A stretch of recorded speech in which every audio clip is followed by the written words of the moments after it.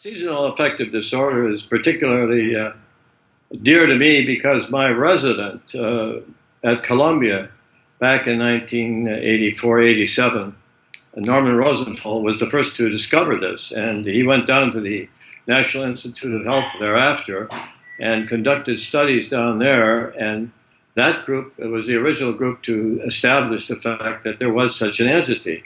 And of course, it got into the DSM as a diagnostic criteria around 1987. And indeed, when Dr. Rosenthal did this in the 1980s, there were studies done in Europe and all around the world that all seemed to agree that there was such an entity as seasonal affective disorder.